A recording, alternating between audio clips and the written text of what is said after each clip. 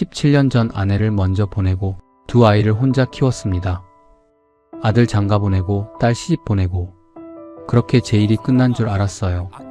자식 인생이 제 인생인 줄 알고 달렸습니다. 결승선을 지나 뒤를 돌아보니 거기엔 아무도 없더군요. 지독한 고독 끝에 만난 기적 같은 사람. 하지만 황혼의 설렘도 잠시. 재혼한 아내의 아들이 사고를 치며 평생 일군 제 노후 자금을 위협하기 시작했습니다.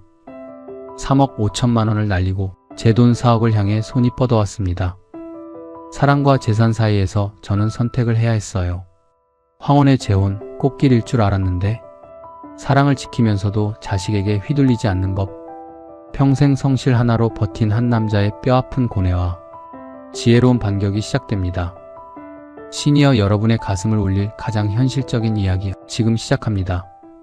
사연 시작하기 전에 구독과 좋아요, 알림 설정 부탁드립니다. 평범한 사람들의 숨겨진 이야기를 매일 전해드리는 채널입니다. 안녕하세요. 66 한성호입니다. 그날 밤은 아내가 떠난 건 17년 전입니다. 갑작스러웠어요. 아무 예고도 없이 암으로 세상을 떠났습니다. 그때 큰 아들 재원이는 23이었고 딸 지수는 20이었습니다. 재원이는 이제 막 취업 준비를 하던 중이었고 지수는 대학교 1학년이었어요. 장례를 치르고 나서 며칠 동안은 아무 감각이 없었어요. 밥을 먹어도 맛이 없고 잠을 자도 잔 것 같지 않고. 그런데 일주일쯤 지나니까 무너져 있을 수가 없더라고요. 앞을 보면 두 아이가 있었으니까. 재원이 뒷모습이 보이는데 어깨가 너무 좁아 보이는 거예요. 23짜리 아들 어깨가. 그때 마음을 잡았습니다. 나는 아빠여야 하니까. 그때부터 17년을 그렇게 살았어요. 아침엔 회사 가고 저녁엔 집에 와서 밥 차리고 주말엔 장 보고 아이들 챙기고 그게 저의 일과였습니다. 지수 대학 졸업식 날 꽃다발 들고 혼자 서 있는데 옆에서 엄마들이 사진 찍어주고 그러잖아요. 그때 처음으로 혼자 참 오래 걸어왔구나 싶었어요. 엄마 없는 자식이란 소리 듣게 하고 싶지 않아 더 부족함 없이 키웠고 아내 없는 호랍이 티내기 싫어서 더 번듯하게 하고 다녔습니다. 그 세월이 주마등처럼 지나갔어요. 눈물이 날 것 같았는데 꾹 참았습니다. 지수한테 이런 제 마음을 들키고 싶지 않았어요. 아들 재원이 장가 보내고 딸 지수 시집 보내고 그렇게 제 일이 끝난 줄 알았어요. 처음엔 아이들이 자주 왔어요. 재원이 내외가 주말마다 들르고 지수도 사이랑 한 번씩 얼굴 비추고. 그런데 사람 일이 다 그렇잖아요. 각자 살기 바쁘니까 한 달에 한 번이 되고 그러다 명절이 되고. 전화는 자주 합니다. 재원이는 일주일에 2~3번은 꼭 전화를 해요. 아버지 밥은 드셨어요? 뭐 드셨어요? 지수는 목소리에 애교를 실어서 아빠 오늘은 뭐 하셨어요? 하면서 밝게 전화하고요. 고마운 아이들이에요, 정말. 근데 수화기 내려놓으면 다시 고요해지거든요. 그 고요함이 처음엔 그냥 조용한 건 줄 알았어요. 근데 어느 날 저녁 밥을 먹다가 알았습니다. 이건 조용한 게 아니라 텅 빈 거라는 걸. 냉장고를 열면 지수가 지난주에 넣어두고 간 반찬이 있어요. 깻잎 장아찌, 멸치볶음, 두부조림. 딸이 와서 만들어 놓고 간 거예요. 그걸 꺼내서 혼자 밥상 차립니다. 밥을 한 숟가락 뜨다가 멈췄어요. 나는 언제부터 나를 위해 밥을 차려본 적이 없었나. 아이들 먹이려고 차렸고 아이들 입맛에 맞춰서 간을 맞췄는데 나는 뭘 좋아했더라. 내가 좋아하는 반찬이 뭔지, 내가 먹고 싶은 게 뭔지 잘 모르겠더라고요. 숟가락을 내려놨습니다. 창밖에 해가 지고 있었어요. 3년 전 퇴직하고 나서 한동안은 솔직히 말하면 좋았어요. 매일 새벽 울리던 알람을 끄고 이불 속에서 뒤척이다 다시 눈을 감을 수 있었으니까요. 38년을 넘게 한결같이 그 알람 소리에 몸을 일으켰는데 그게 없어졌을 때 처음엔 해방감이라고 생각했습니다. 그런데 그게 딱 한 달이었어요. 두 번째 달부터는 아침이 달랐습니다. 알람 없이도 6시면 눈이 떠졌어요. 몸이 기억을 했습니다. 벌떡 일어나서 욕실로 향하다가 문득 멈추게 됩니다. 오늘 가야 할 데가 없다는 걸 깨닫는 순간이요.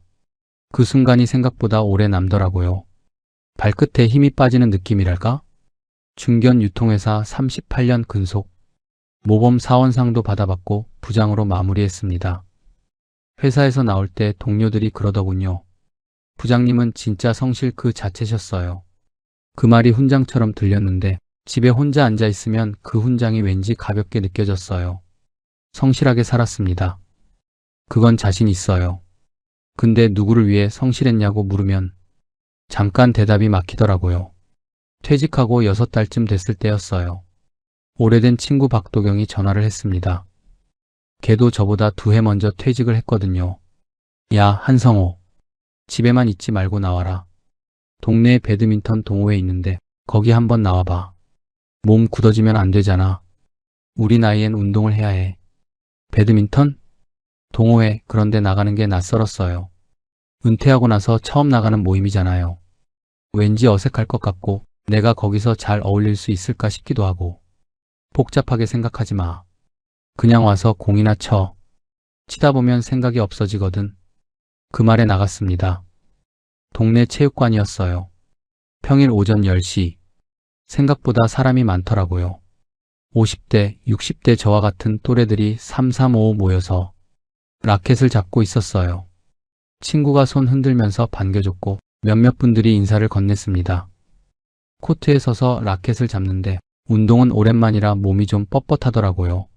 셔틀콕을 받아치는데 생각처럼 안 되고 그래도 1시간쯤 땀을 빼고 나니까 친구 말이 맞더라고요. 생각이 없어졌어요.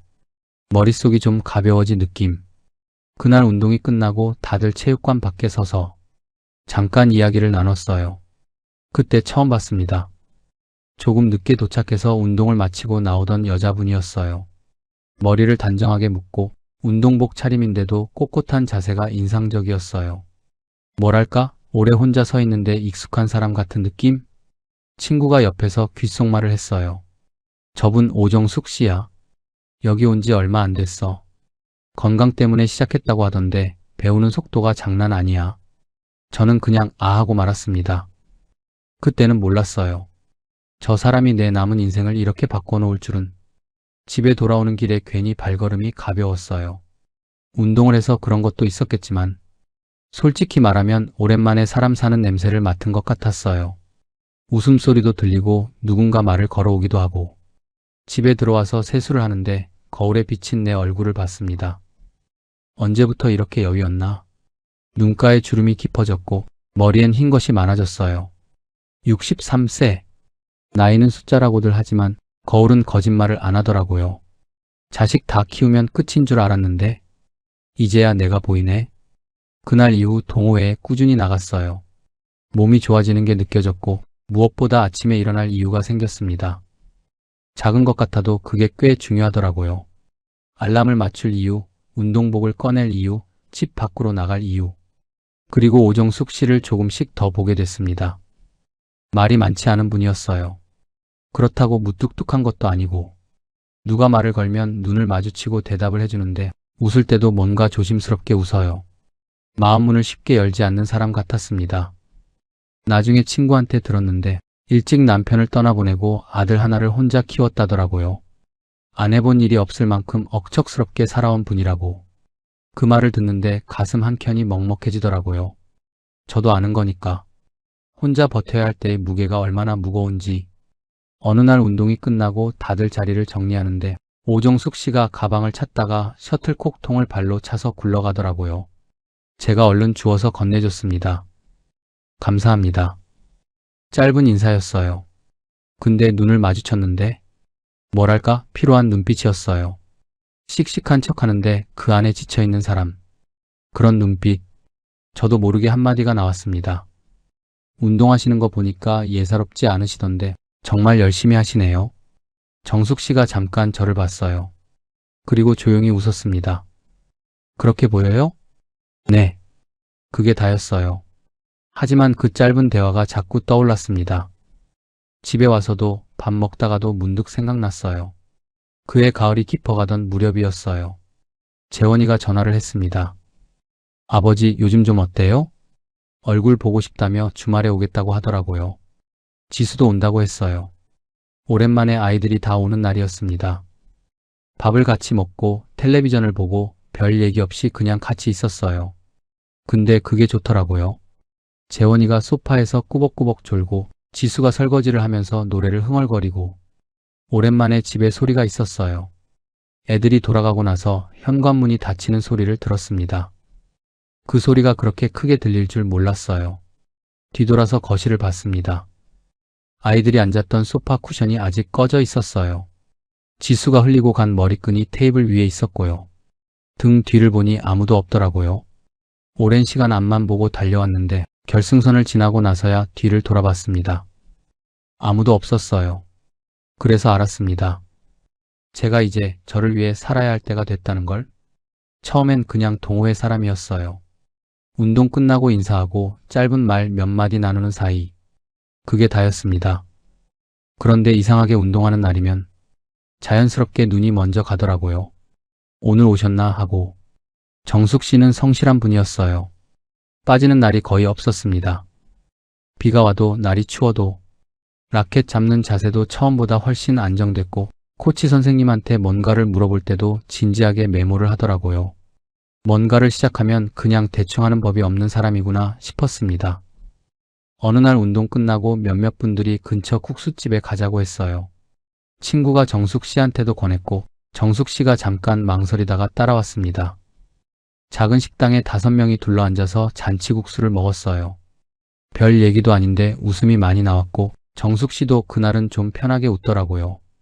평소보다 훨씬 밝은 얼굴이었어요. 집에 오는 길에 그 얼굴이 자꾸 떠올랐습니다. 용기를 낸 건 그로부터 석 달쯤 뒤였어요. 운동이 끝나고 다들 흩어지는데 저도 모르게 정숙 씨 옆으로 발이 갔습니다. 저 혹시 시간 되시면 커피 한 잔 어떠세요? 정숙 씨가 저를 봤어요. 한참을요? 갑자기요? 갑자기 맞습니다. 그냥 여쭤보고 싶었어요. 정숙 씨가 잠깐 시선을 다른 데 뒀다가 다시 저를 봤어요. 그러죠. 그 말에 가슴이 좀 뛰었습니다. 60세 남자가 가슴이 뛰었어요. 체육관 근처 카페에 마주 앉았습니다. 처음엔 어색했어요. 뭘 먹겠냐? 날씨 참 좋다. 그런 말만 주고받았어요. 그러다 제가 먼저 말했습니다. 아드님 혼자 키우셨다고 들었어요. 정숙 씨가 커피잔을 내려놨어요.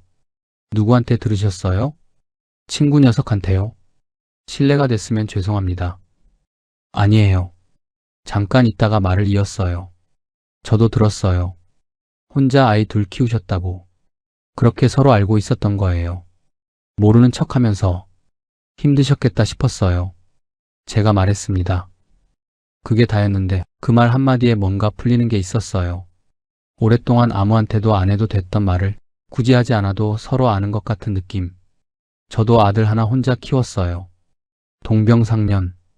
그 한마디에 마음이 갔습니다. 그날 이후 가끔 둘이 걷게 됐어요. 운동 끝나고 같은 방향이니까 자연스럽게 억지로 만드는 자리가 아니라 그냥 걷다 보면 이야기가 나오는 그런 시간이었습니다. 정숙 씨는 참 열심히 살아온 분이었어요. 남편 떠나고 나서 식당 일도 해보고 청소 일도 해보고 나중엔 작은 반찬 가게도 차려봤다고 했어요. 안 해본 게 없다고 웃으면서 말했는데 그 웃음이 가볍지 않았습니다.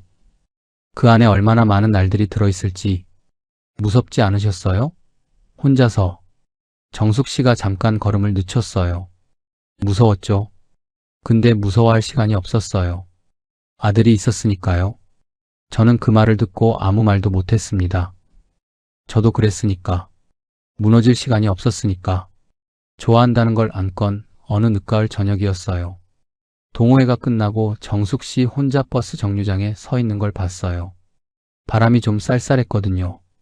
얇은 점퍼 하나 걸치고 서 있는데 뭔가 작아 보였어요. 평소엔 그렇게 꼿꼿하고 단단해 보이는 분인데 발에다 드릴게요. 괜찮아요. 차 가지고 왔어요. 정숙 씨가 저를 보더니 짧게 웃었습니다. 감사합니다. 차 안에서 별말 없이 음악만 나왔어요. 집 앞에 내려드리고 나서 차를 돌리는데 갑자기 가슴이 먹먹했어요. 뭔지 모르겠는데 저 사람이 저 문 안으로 들어가는 게 아쉬웠어요. 내 나이에도 이런 게 있구나. 가슴이 뛸 수 있구나. 고백이라고 할 것도 없었어요. 어느 날 걷다가 제가 그냥 말했습니다. 정숙 씨, 저 자주 뵙고 싶습니다. 정숙 씨가 멈췄어요. 한참 아무 말이 없었습니다. 성호 씨. 네. 저는요, 다시 누군가한테 기댄다는 게 쉽지 않아요. 오래 혼자 살았거든요. 기대는 법을 잊어버린 것 같기도 하고. 솔직한 말이었어요. 그래서 더 좋았습니다. 저도 마찬가지예요. 근데 그래서 오히려 정숙 씨가 편해요. 꾸밀 필요가 없잖아요. 정숙 씨가 한참 앞을 봤어요. 그러다 천천히 말했습니다. 천천히 알아가 봐요, 저희. 네. 천천히 하겠습니다. 그렇게 계절이 바뀌었어요. 겨울이 지나고 봄이 왔습니다. 같이 공원을 걷고 가끔 밥을 먹고 자식들 이야기를 하고 지나온 날들 이야기를 하고 억지로 채우지 않아도 시간이 찼어요. 정숙 씨는 제 앞에서 조금씩 마음을 열었습니다. 여전히 조심스러웠지만 가끔은 먼저 전화를 해줬고 가끔은 먼저 웃었어요. 저는 그게 좋았습니다. 나이 들어 처음으로 누군가를 위해 아침에 일어나는 게 기다려졌어요. 재원이한테 말했을 때 잠깐 침묵이 있었어요. 아버지 진지하세요? 응. 행복하시면 돼요, 아버지. 그 말 한마디에 눈물이 날 뻔했습니다. 참았어요. 그래도 아버지니까. 지수는 달랐어요. 전화기 너머에서 울었거든요. 한참 있다가 이러더라고요. 아빠, 나는 좋아. 아빠도 이제 행복해야지. 그 말을 듣고 저도 울었습니다. 오정숙 씨와 저 한성호는 이듬해 봄에 혼인신고를 했어요. 화려한 식은 없었습니다. 가까운 사람들 몇몇이 자리를 함께 해줬고 조촐하게 밥 한 끼를 먹었어요. 정숙 씨가 그러더라고요. 이게 맞는 것 같아요. 우리 나이엔. 맞는 말이었습니다.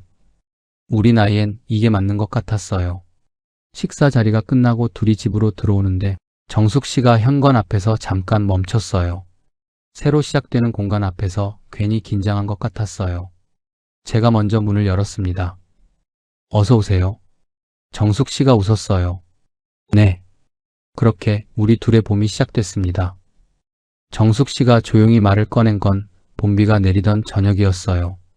둘이 마주 앉아 차를 마시고 있었는데 정숙 씨가 찻잔을 두 손으로 감싸 쥐면서 말했습니다. 성호 씨, 저 민준이한테 전세금 줄 거예요. 저는 잠깐 찻잔을 내려놨어요. 얼마나요? 3억 5천이요. 지금 살고 있는데 전세금 전부예요. 오민준. 정숙 씨 아들이에요. 32살. 작은 인테리어 업체에서 일하다가 얼마 전부터 혼자 사업을 해보겠다고 나선 청년이었습니다. 처음 인사를 나눴을 때 인상이 나쁘진 않았어요. 눈빛이 좀 날카롭고 말이 빠른 편이었지만 엄마를 대하는 모습이 살갑더라고요. 근데 그날 저녁 정숙 씨 얼굴을 보니까 편한 얼굴이 아니었어요. 민준이가 요청한 거예요? 정숙 씨가 잠깐 멈칫했습니다. 반은 그렇고 반은 제가 먼저예요. 어차피 제가 여기로 들어오면 전세 빼야 하는데 그냥 통장에 넣어두는 것보다 민준이 자리 잡는 데 쓰는 게 낫겠다 싶어서요. 민준이 결혼도 해야 하고 그러려면 돈이 있어야 할 것 같아서요. 저는 그 말이 전부가 아닌 거 알았어요. 오래 혼자 살아온 사람은 아이한테 미안한 마음을 그렇게 표현하거든요. 논리처럼 포장해서. 저는 한참 아무 말 안 했습니다. 솔직히 말하면 마음이 복잡했어요. 3억 5천이면 작은 돈이 아니에요. 정숙 씨가 그 돈을 모으기 위해 얼마나 많은 날을 버텼는지 저는 그 사람 눈빛에서 대충 알고 있었거든요. 식당 1, 청소 1, 반찬 가게. 안 해본 게 없다고 웃으면서 말했지만 그게 웃으면서 할 수 있는 이야기가 아니라는 것도, 그 돈이 아들 사업 미천으로 들어가면 돌아오지 않을 수도 있다는 걸. 정숙 씨. 네. 민준이한테 그 돈이 어떤 돈인지 얘기했어요? 정숙 씨가 저를 봤어요. 무슨 말이에요? 그게 그냥 전세금이 아니잖아요. 정숙 씨가 버텨온 시간이 다 들어있는 돈이에요. 민준이가 그걸 알아야 한다고 생각해요. 정숙 씨가 시선을 내려놨어요. 한참 있다가 말했습니다. 알아요, 민준이도. 저는 더 말하지 않았습니다. 내 자식도 내 마음대로 안 되는데 남의 자식은 오죽할까? 며칠 뒤였어요. 정숙 씨가 민준이를 만나고 왔습니다. 둘이 밥을 먹으면서 얘기를 했다고 했어요. 얘기는 잘하고 왔어요? 정숙 씨가 가방을 내려놓으면서 말했어요.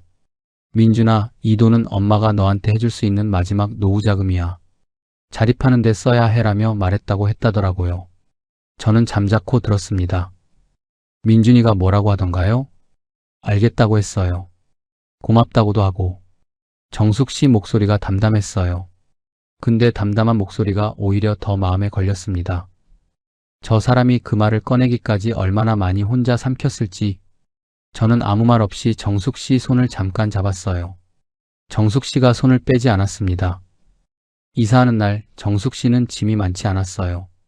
옷 몇 벌, 살림 일부, 오래된 액자 하나. 그게 전부였습니다. 평생을 그렇게 살아온 사람이구나 싶었어요. 가진 것에 집착하지 않는 사람. 짐을 정리하다가 정숙 씨가 액자를 꺼냈어요. 민준이 어릴 때 사진이었습니다. 5살쯤 됐을까? 환하게 웃고 있는 아이. 많이 닮았네요. 정숙 씨를. 정숙 씨가 액자를 한참 들여다봤어요. 그런가요? 지금은 그 얼굴이 잘 안 보여요. 저는 그 말의 무게를 알 것 같았습니다. 자라면서 달라지는 거잖아요. 아이는 엄마 눈엔 늘 그 어릴 때 얼굴인데 정작 자식은 어느새 다른 사람이 돼 있고. 액자를 책장 한켠에 조용히 올려뒀습니다. 그날 밤 정숙 씨가 잠든 뒤에 저는 한참 천장을 봤어요. 3억 5천. 그 돈이 자꾸 머릿속에 맴돌았습니다. 정숙 씨는 이제 예금 2억만 들고 제 집으로 들어온 거예요. 나이 60에 마지막 노후자금 절반 이상을 아들한테 건네고. 안쓰러웠어요. 정말로. 근데 한편으론 야속하기도 했습니다. 그렇게 악착같이 살아온 사람이 왜 자기 자신보다 자식을 먼저 챙기냐고. 이제 좀 자기를 위해 살아도 되는 때 아니냐고. 근데 그 마음도 알아요. 저도 그랬으니까. 재원이, 지수 다 챙기고 나서야 제 차례가 온 사람이니까. 자식 앞에서 부모는 끝까지 부모인 거더라고요. 며칠이 지나도 마음 한구석이 개운하지 않았어요. 어느 날 정숙 씨한테 조심스럽게 물었습니다. 민준이 사업 잘 될 것 같아요? 정숙 씨가 창밖을 보면서 말했어요. 모르겠어요. 잘 알아볼 거고 신중하게 한다고 했는데. 만약에 잘 안 되면?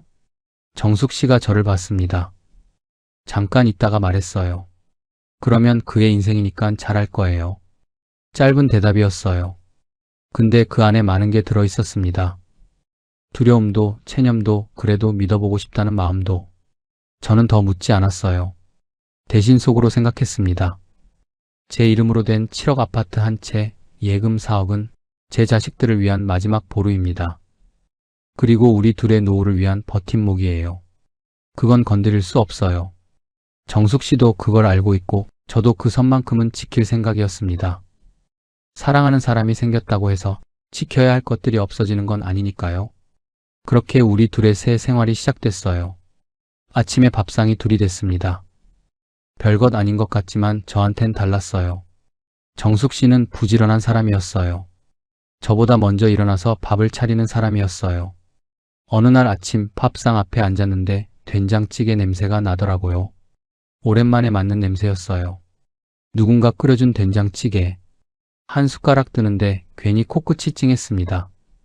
정숙 씨가 건너편에서 밥을 먹다가 저를 봤어요. 왜요? 아니요. 맛있어서요. 정숙 씨가 피식 웃었습니다. 그 웃음이 좋았어요. 이 사람이 내 곁에 있구나 싶었습니다. 한동안은 그것만으로도 충분했어요. 오랜만에 느껴보는 따뜻한 온기에 같이 산다는 게 이런 거구나 싶었어요. 아침에 눈을 뜨면 부엌에서 소리가 났습니다. 냉장고 여닫는 소리, 찌개 끓는 소리, 그릇 부딪히는 소리. 오랫동안 잊고 살았던 소리들이었어요. 17년 동안 혼자였으니까. 그 소리들이 낯설면서도 이상하게 마음을 놓이게 했습니다. 정숙 씨는 부지런했어요. 가만히 있는 법이 없는 사람이었습니다. 싱크대 앞에 서 있는 뒷모습을 보면서 가끔 생각했어요. 이 사람이 얼마나 오래 혼자 이렇게 살아왔을까? 밥상 앞에 마주 앉으면 많은 말이 없어도 편했어요. 각자 살아온 시간이 길어서 그런지 억지로 채우지 않아도 됐습니다. 그냥 같이 있는 것만으로도 충분한 사이. 나이 들어 만난 사람이라는 게 그런 면에서 오히려 좋더라고요. 재원이와 지수가 처음 정숙 씨를 집에서 만난 날이었어요. 다 같이 밥을 먹었습니다. 재원이는 조용했어요. 말수가 원래 적은 편이긴 한데 그날은 유독 조용했어요. 정숙 씨한테 인사는 했지만 말을 거는 법이 없었습니다. 지수는 반대로 애써 밝게 굴었어요. 어색한 걸 티 내기 싫어서 더 많이 웃는 타입이거든요. 식사가 끝나고 정숙 씨가 잠깐 자리를 비웠을 때 재원이가 낮은 목소리로 말했어요. 아버지 괜찮으세요? 괜찮다. 아들은요? 어떤 사람이에요? 저는 잠깐 멈췄습니다. 왜? 그냥요. 그쪽 가족이 어떤 사람들인지 알아야죠. 말은 조심스러웠지만 그 안에 들어있는 게 뭔지 알았어요. 아버지 재산이 걱정된다는 말을 에둘러 하는 거였습니다. 제가 평생 모은 게 어떻게 될까봐 그걸 불안해하는 거였어요. 섭섭하지 않았습니다. 당연한 마음이니까. 정숙 씨가 돌아오면서 분위기가 바뀌었어요. 자리에 앉으면서 재원이를 보더니 먼저 말을 꺼냈습니다. 재원 씨, 제가 드릴 말씀이 있어요. 재원이가 정숙 씨를 봤어요. 저는 어머니 자리를 대신하려는 게 아니에요. 그럴 수도 없고요. 그냥 아버지 옆에서 함께 나이 들고 싶은 사람이에요. 두 분한테 짐이 되고 싶지 않아요. 그것만은 알아주셨으면 해요. 재원이가 아무 말 못했어요. 지수가 눈물이 날 것 같은 얼굴로 입술을 꾹 다물었고요. 저는 정숙 씨를 봤습니다. 이 사람이 그 말을 얼마나 오래 준비했을지 떨리지도 않고 담담하게 꺼내는 그 모습이 고마우면서도 마음이 아팠어요. 그날 이후 재원이와 지수가 조금씩 달라졌습니다. 완전히 마음을 연 건 아니었어요. 그래도 전화를 하면 정숙 씨의 안부를 묻기 시작했고 지수는 가끔 반찬을 두 사람분으로 챙겨오기도 했어요. 작은 변화였지만 저는 그게 보였습니다. 한 계절이 지나고 있었어요. 정숙 씨의 아들 민준이한테서 전화가 오기 시작한 건 같이 산 지 6달쯤 됐을 때였어요. 처음엔 안부 전화였습니다. 엄마 잘 있냐고. 그런데 그 다음 전화엔 사업 얘기가 끼어들었어요. 자재값이 올라서 힘들다. 인건비가 생각보다 많이 나온다. 정숙 씨는 전화를 받으면서 부엌 쪽으로 걸음을 옮겼어요. 저한테 들릴까봐 자리를 피하는 거였습니다. 민준아, 엄마한테는 지금 여윳돈 없어. 알잖아. 낮고 단호한 목소리였어요. 전화를 끊고 나서 정숙 씨가 아무렇지 않게 거실로 돌아왔습니다. 제가 봤다는 걸 알면서도 모른 척했어요. 저도 모른 척했습니다. 그런데 그날 밤 쉽게 잠이 오지 않았어요. 사람들이 그러더라고요. 동호회 사람들 중에 한 분이 농담처럼 말했습니다. 성호 씨, 그 나이에 골치 아프게 왜 재혼해요? 그냥 연애만 하지. 웃으면서 한 말인데 집에 오는 길에 그 말이 자꾸 머릿속에 맴돌았어요. 가끔은 저도 그런 생각이 들었습니다. 혼자일 때의 고요함. 아무한테도 신경 쓸 필요 없고 아무것도 설명하지 않아도 되는 그 시간. 솔직히 가끔 그게 그리울 때가 있었어요. 근데 그 생각이 드는 날이면 꼭 반대편 생각도 같이 왔어요. 어느 날 밤이었어요. 갑자기 몸이 으슬으슬하더라고요. 열이 좀 났습니다. 나이 들면 괜히 밤에 더 힘들잖아요. 혼자였으면 그냥 이불 뒤집어 쓰고 버텼을 거예요. 자식한테 전화하기엔 늦은 시간이었고, 근데 정숙 씨가 알아챘어요. 자다가 일어나서 이마에 손을 얹어보더니 말없이 약을 가져왔습니다. 물 한 컵이랑 같이. 그러고는 옆에 조용히 앉아 있었어요. 뭔가를 더 하려는 게 아니라 그냥 옆에 있어줬어요. 그게 전부였는데 가슴이 먹먹했습니다. 자식한테 짐이 되기 싫어서 아프다는 말 한마디 못하고 혼자 삼키던 밤들이 있었거든요. 그런 밤에 옆에 사람이 있다는 게, 말 한마디 없어도 손길 하나가 있다는 게, 이래서 같이 사는 거구나. 혼자가 편할 때도 있어요. 근데 둘이라서 든든한 이유가 따로 있더라고요. 아프거나 무너질 것 같거나 밤이 너무 길 때, 그때 옆에 사람이 있다는 것. 근데 민준이 전화는 점점 잦아졌어요. 2주일에 한 번이던 게 일주일에 한 번이 됐고, 정숙 씨가 받을 때마다 표정이 조금씩 굳었습니다. 내용을 다 알 수는 없었지만 대화가 길어질수록 정숙 씨의 어깨가 내려앉는 게 보였어요. 어느 날 전화를 끊고 나서 정숙 씨가 먼저 말했어요. 성호 씨, 민준이 사업이 좀 힘들대요. 많이요? 모르겠어요. 자세히는 안 말하는데. 저는 잠깐 정숙 씨를 봤습니다. 정숙 씨, 저한테 숨기지 않아도 돼요. 정숙 씨가 저를 봤어요. 숨기는 게 아니에요. 저도 자세히 모르는 거예요. 저는 더 말하지 않았습니다. 근데 그날부터 알았어요. 행복한 신혼생활 위로 조금씩 그늘이 드리우기 시작하고 있다는 걸. 아직은 작은 그늘이었어요. 하지만 작은 그늘이 언제 커지는지는 살아보면 알거든요. 봄이 지나가고 있었습니다. 낌새를 먼저 챈 건 정숙 씨였어요. 여름이 막 시작되던 무렵이었습니다. 민준이 전화가 뜸해졌어요. 일주일에 한 번씩 꼬박꼬박 오던 전화가 한 달이 지나도 없었어요. 정숙 씨가 먼저 전화를 걸면 받긴 하는데 목소리가 달랐다고 했습니다. 짧게 대답하고 빨리 끊으려 하고. 왜 그럴까요? 정숙 씨가 혼잣말처럼 했어요. 저는 대답하지 않았습니다. 대답하기가 싫었어요. 제가 먼저 말했다가 틀리면 괜한 오해가 생길 것 같았고 맞으면 더 힘들어질 것 같았으니까. 그러던 어느 날 오후였어요. 정숙 씨 전화기가 울렸습니다. 봤더니 표정이 굳었어요. 부엌으로 가지도 않고 그 자리에서 받았는데 목소리가 점점 낮아졌어요. 그게 무슨 말이야? 똑바로 말해봐. 저는 자리를 피하려다가 정숙 씨가 갑자기 소파 팔걸이를 잡는 걸 봤습니다. 손이 하얗게 됐어요. 전화를 끊고 나서 한참 아무 말이 없었어요.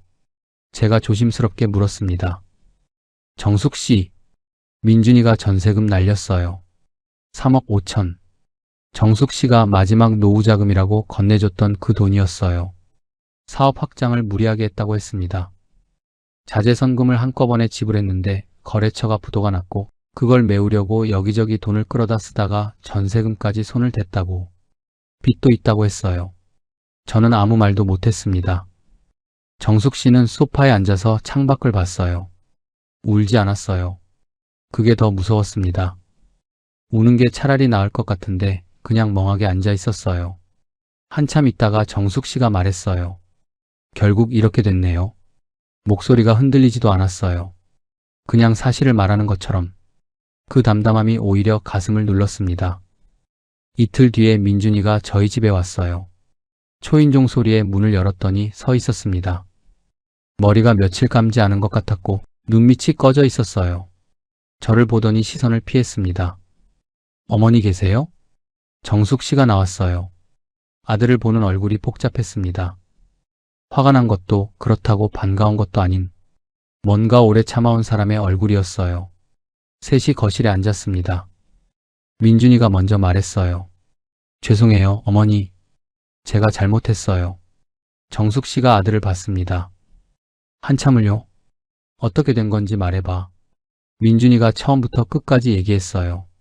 목소리가 군데군데 갈라졌어요. 다 말하고 나서 고개를 숙였습니다. 정숙 씨가 한동안 말이 없었어요. 저는 옆에서 가만히 있었습니다. 이건 제가 끼어들 자리가 아니었어요. 엄마와 아들 사이에서 저는 그냥 옆에 있어야 하는 사람이었으니까. 한참 있다가 정숙 씨가 입을 열었어요. 민준아. 네. 엄마가 그 돈 줄 때 뭐라고 했어? 민준이가 대답을 못했습니다. 마지막이라고 했잖아. 자립하는 데 써야 한다고.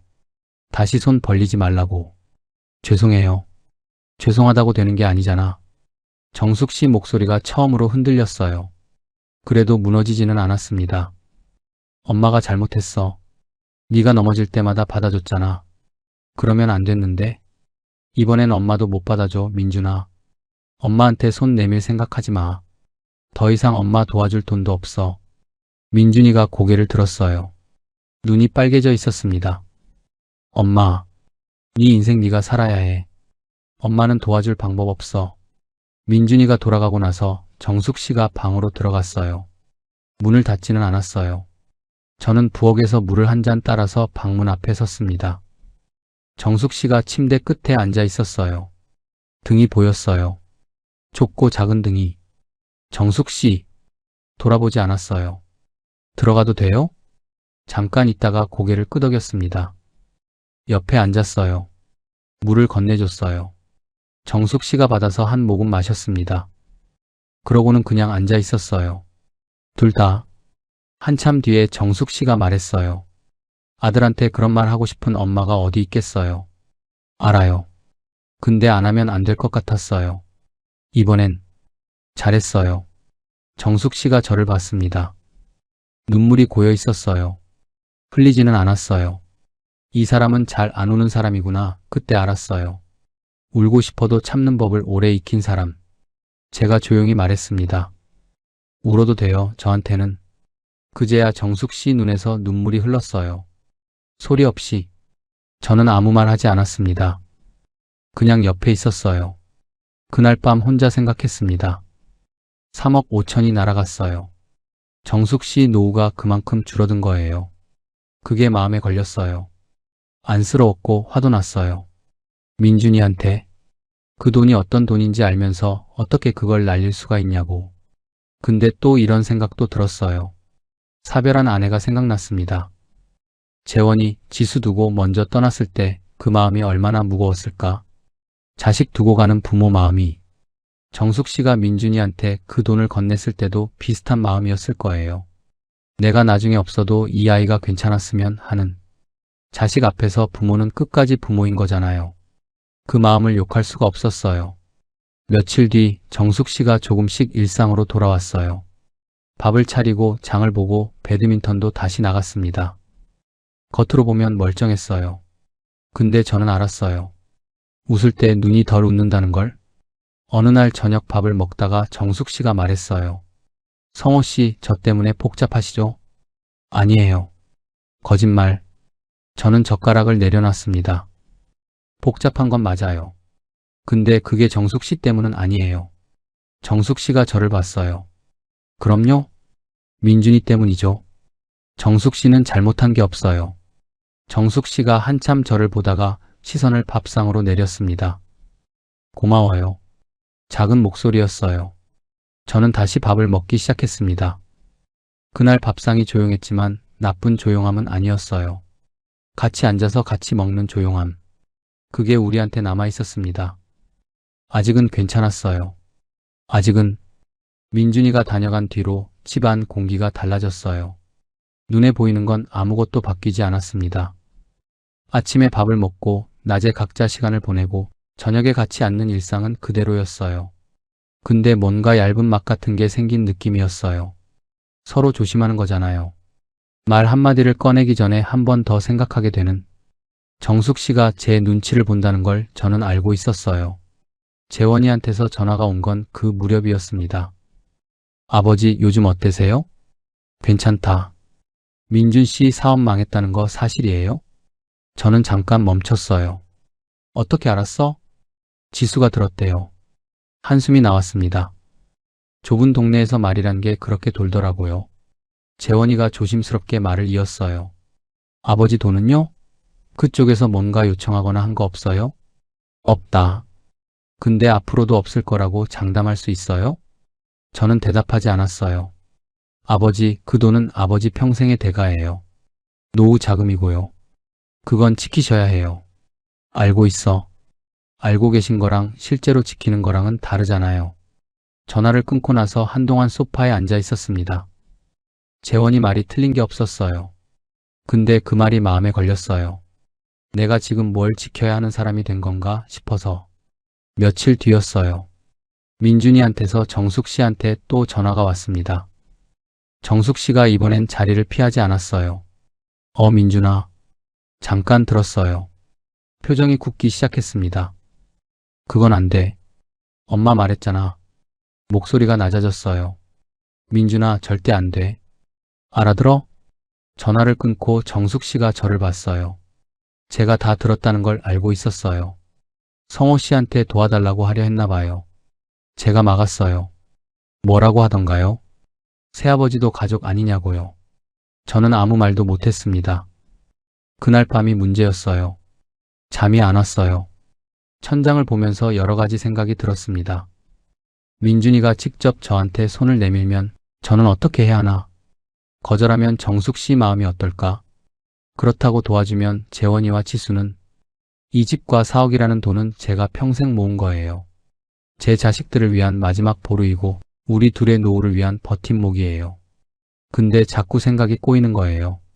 내가 정숙 씨를 사랑하는 게 맞다면 그 아들까지 품어야 하는 건가? 아니면 선을 긋는 게 맞는 건가? 그 선을 긋는 게 정숙 씨한테 상처가 되는 건 아닌가? 답이 안 나왔어요. 사단이 난 건 그로부터 일주일 뒤였습니다. 민준이가 직접 찾아왔어요. 초인종 소리에 제가 문을 열었더니 서 있었어요. 눈이 충혈돼 있었고 술 냄새가 났습니다. 새아버지 잠깐 얘기 좀 할 수 있을까요? 정숙 씨가 뒤에서 나왔어요. 아들 얼굴을 보더니 표정이 굳었습니다. 민준아, 너 지금 술 마셨어? 조금요. 들어와. 셋이 거실에 앉았습니다. 민준이가 저를 봤어요. 새아버지, 저 한 번만 살려주세요. 이번 한 번만요. 빚이 좀 있는데 그것만 정리되면 다시 시작할 수 있어요. 진짜로요. 저는 아무 말 하지 않았어요. 민준이가 계속 말했습니다. 새아버지가 어머니 행복하게 해주시는 거 알아요. 고마운 것도 알아요. 근데 가족이 됐으면 힘든 건 나눠야 하는 거 아닌가요? 저도 이제 새아버지 아들이잖아요. 정숙 씨가 날카롭게 말했어요. 민준아, 그만해. 어머니, 저 진짜 막막해요. 그만하라고. 민준이 눈에 눈물이 고였어요. 그러다 갑자기 목소리가 높아졌습니다. 어머니는 왜 맨날 제 편을 안 들어요? 재혼하고 나서 달라진 거 알아요? 저보다 저 사람이 더 중요해진 거잖아요. 정숙 씨 얼굴이 하얗게 됐어요. 그 말이 방 안에 오래 남았습니다. 저는 천천히 입을 열었어요. 민준 씨, 아니 민준아. 민준이가 저를 봤어요. 네 엄마가 너한테 준 건 그냥 돈이 아니야. 자기 목숨줄이었어. 그걸 날리고 나한테 손을 내밀어? 부끄러운 줄 알아라. 민준이가 굳었어요. 그리고 가족이라는 말 편할 때만 쓰지 마. 가족이면 먼저 책임지는 법부터 배워야지. 민준이가 뭔가 말하려다가 입을 다물었어요. 그러다 갑자기 눈물이 쏟아지면서 무너져 내렸습니다. 소파에 앉아서 얼굴을 가렸어요. 한참 울다가 흐느끼듯 말했어요. 저는 한 번도 어떻게 살아야 하는지 가르쳐준 아버지가 없었어요. 어머니 혼자 저 키우느라 힘드신 거 알면서도 저는 어디서도 기댈 데가 없었어요. 돈이 아니라 그냥 기댈 데가 필요했던 것 같아요. 방 안이 조용해졌습니다. 저는 민준이를 봤어요. 술 기운에 무너진 거였지만 그 안에 진심이 있었어요. 돈을 원한 게 아니라 어른이 필요했던 거였어요. 등 뒤를 지켜줄 어른. 저도 아는 거였어요. 재원이 어깨가 좁아 보이던 날이 생각났으니까. 민준이를 돌려보내고 나서 정숙 씨가 방으로 들어갔어요. 한참 뒤에 나왔는데 손에 가방을 들고 있었습니다. 성호 씨, 저 좀 나갔다 올게요. 가방이 가볍지 않았어요.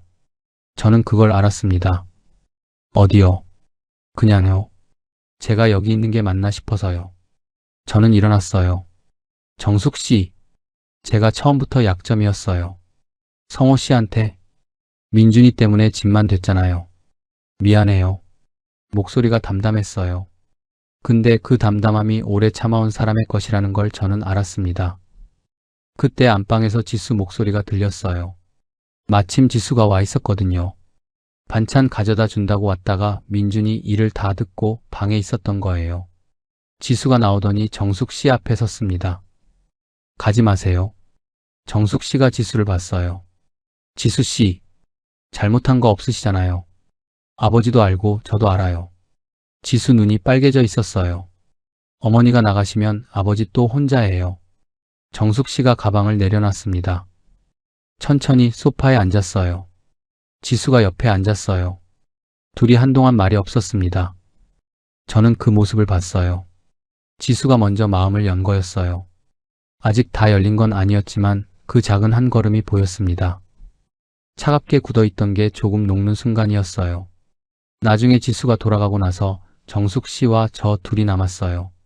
정숙 씨가 말했어요. 성호 씨, 저 짐 많죠? 아니에요.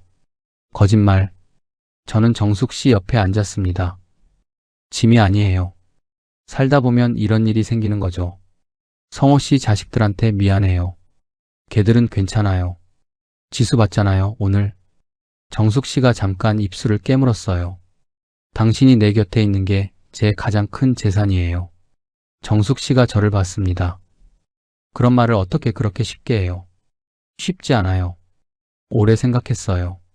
정숙 씨가 피식 웃었어요. 오랜만에 눈까지 웃는 얼굴이었습니다. 그날 밤 민준이 생각을 많이 했어요. 기댈 어른이 없었다는 말이 자꾸 맴돌았습니다. 돈을 원한 게 아니라는 말이, 자식은 등 뒤를 지켜주는 어른을 보고 크는 거라는 걸 저는 알고 있었어요. 재원이 지수를 키우면서 배운 거니까. 민준이한테 뭔가를 해줄 수 있을까? 돈은 안 됩니다. 그건 안 돼요. 돈 말고 다른 방법이 있지 않을까? 아직 답은 없었어요. 하지만 질문이 생겼다는 건 뭔가 시작되고 있다는 거잖아요. 그걸로 충분했습니다. 며칠을 생각했어요. 정숙 씨는 모르게 혼자 생각했습니다. 밥을 먹다가도 산책을 하다가도 민준이 얼굴이 자꾸 떠올랐어요. 무너져서 울던 얼굴이, 기댈 어른이 없었다고 하던 목소리가. 돈은 안 됩니다. 그건 처음부터 정해진 거였어요. 제 돈은 재원이와 지수를 위한 마지막 보루예요. 38년을 일해서 모은 돈이고 우리 둘의 그리고 제 노후를 위한 버팀목입니다. 그건 건드릴 수 없어요. 사랑하는 사람이 생겼다고 해서 지켜야 할 것들이 없어지는 건 아니니까. 근데 돈 말고 제가 줄 수 있는 게 뭔지를 생각했어요. 유통일을 38년 했습니다. 바닥부터 시작했어요. 25에 입사해서 창고에서 박스 나르는 일부터 했어요. 새벽 5시에 출근해서 물건 분류하고 거래처 뛰어다니고 밥 먹을 시간도 없이 움직이던 시절이 있었어요. 그 시절이 저를 만들었습니다. 사람을 보는 눈도 그때 생겼어요. 어떤 사람이 버티는 사람이고 어떤 사람이 버티는 척하는 사람인지 현장에서 배운 거예요. 민준이는 아직 버텨본 적이 없는 사람이에요. 그게 문제였어요. 나쁜 사람이 아니에요. 그냥 한 번도 진짜로 바닥을 짚어본 적이 없는 사람. 엄마가 받아줬으니까, 넘어지면 받아줬으니까. 그러면 답이 있었어요. 재원이한테 먼저 말했습니다. 전화를 했어요. 재원아. 네, 아버지. 민준이 일 아버지가 처리할게. 잠깐 침묵이 있었어요. 어떻게요? 돈은 안 줘. 대신 다른 방법으로. 어떤 방법이요? 일 시킬 거야. 내 방식대로. 재원이가 한참 있다가 말했어요. 아버지 예금은 건드리지 않는 거죠? 그럼. 알겠어요. 믿을게요, 아버지. 그 말이 고마웠습니다.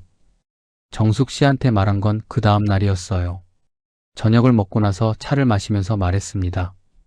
정숙 씨, 민준이 일 제가 한번 해결해 해볼게요.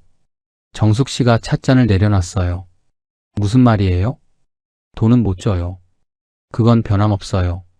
근데 일자리는 만들어줄 수 있어요. 제가 유통일 오래 했으니까 아직 인맥이 있어요. 밑바닥부터 시작하는 자리예요.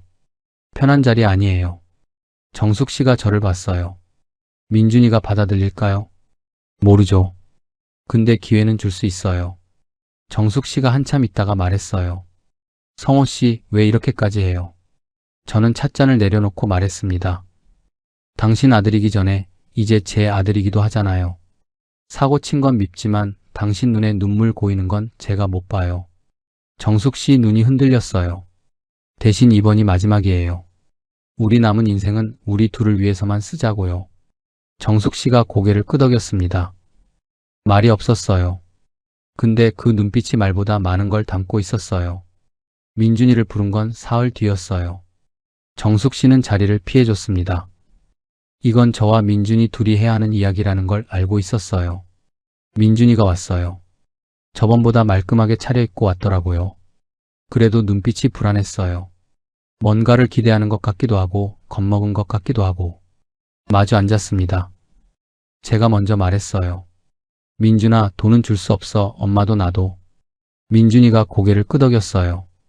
대신 내가 일자리 하나 만들어줄 수 있어. 민준이가 저를 봤습니다. 내가 오래 있던 유통 쪽 물류센터야.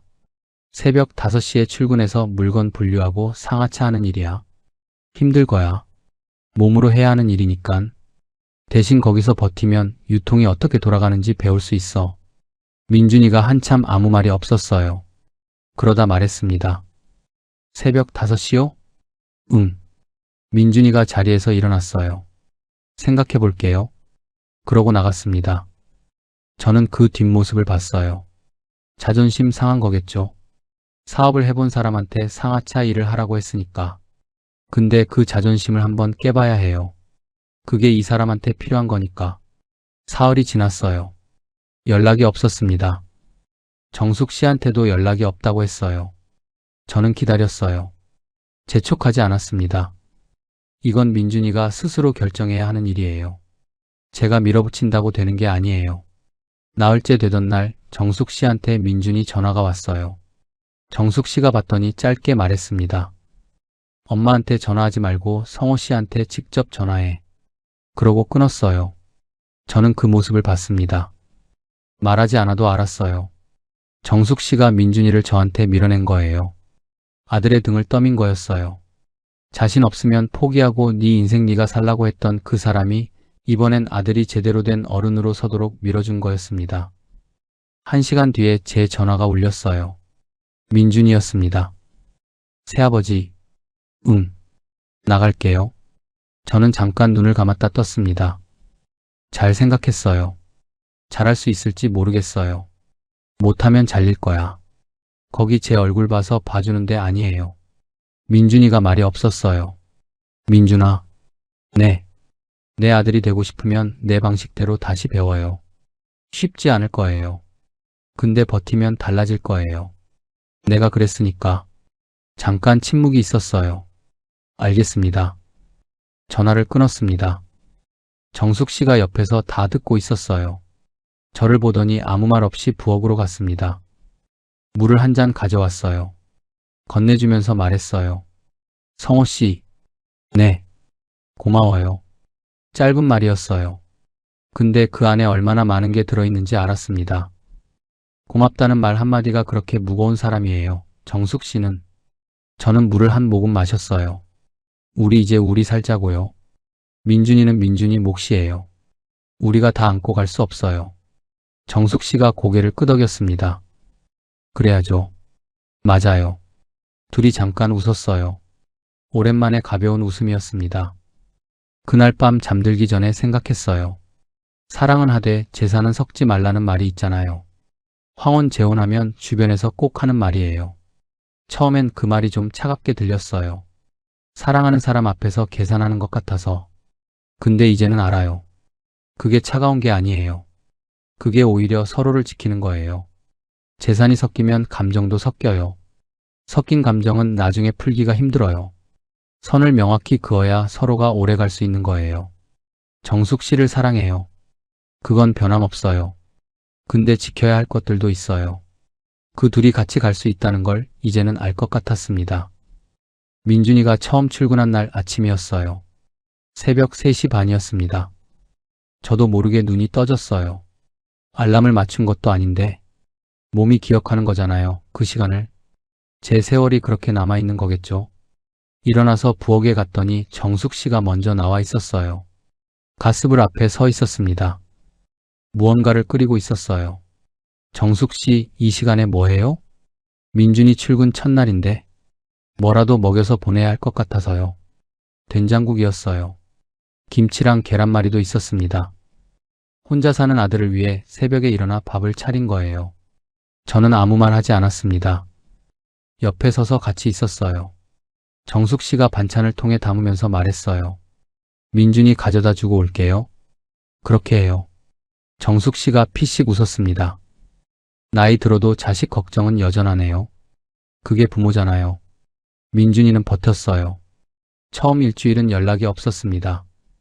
정숙 씨가 전화를 해도 짧게 받고 끊었어요. 힘들다는 말도 없고 그렇다고 괜찮다는 말도 없고 저는 그냥 뒀어요. 연락하지 말라고 정숙 씨한테도 말했어요. 버티는 중이에요.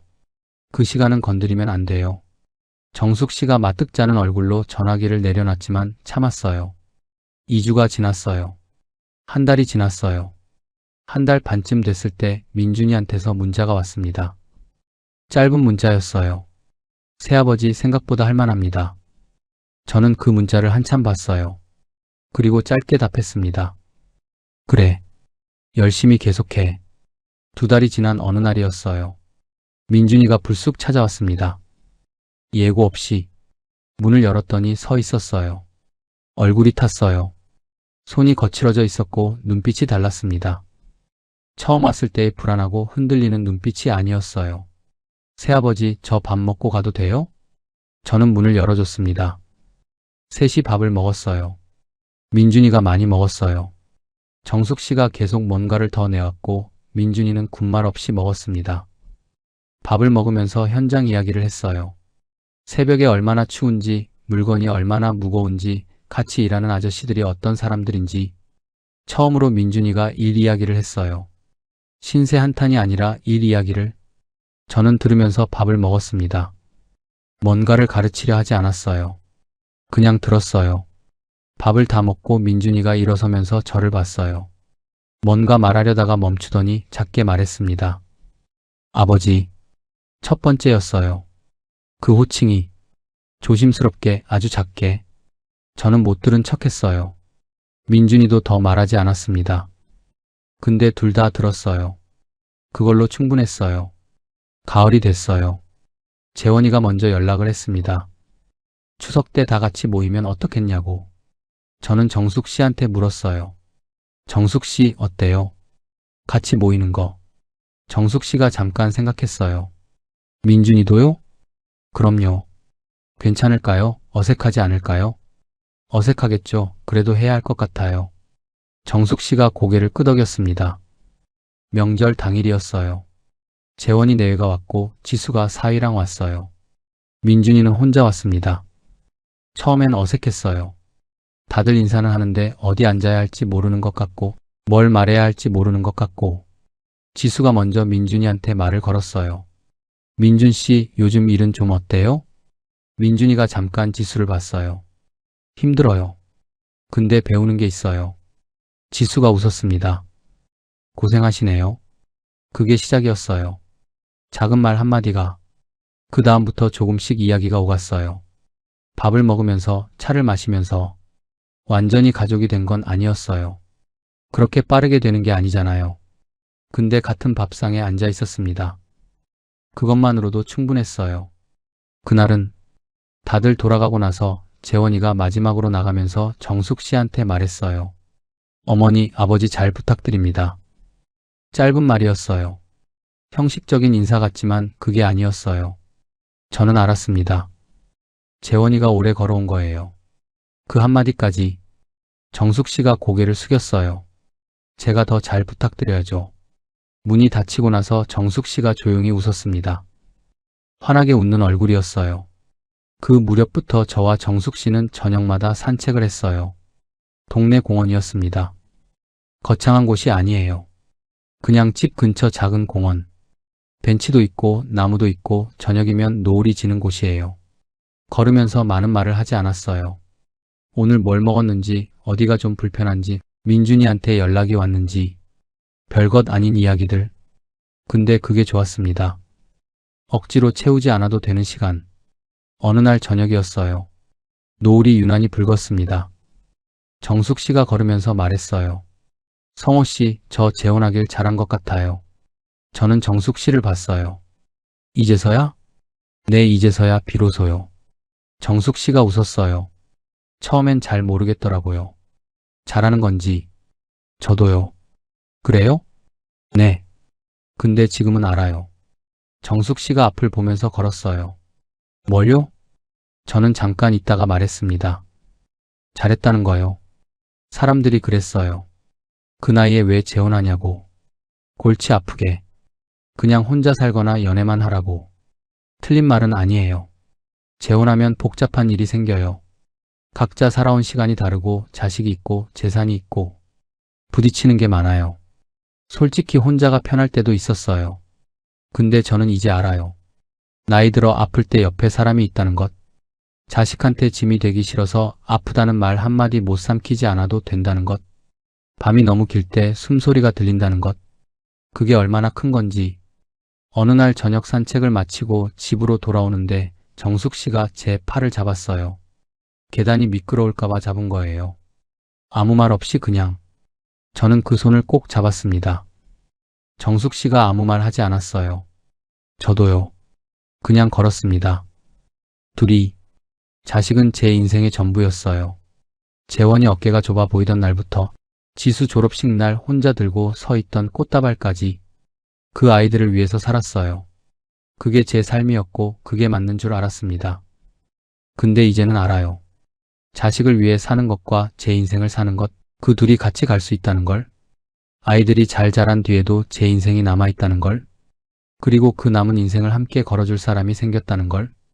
나이 들어 누군가의 안식처가 된다는 것. 누군가가 제 안식처가 된다는 것. 그게 이렇게 따뜻한 일인 줄 저는 몰랐습니다. 저녁이 오면 정숙 씨와 또 공원을 걸을 거예요.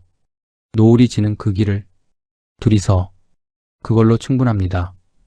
이제는 제 이야기가 조금이나마 와닿으셨다면 구독과 좋아요 버튼으로 응원 부탁드립니다.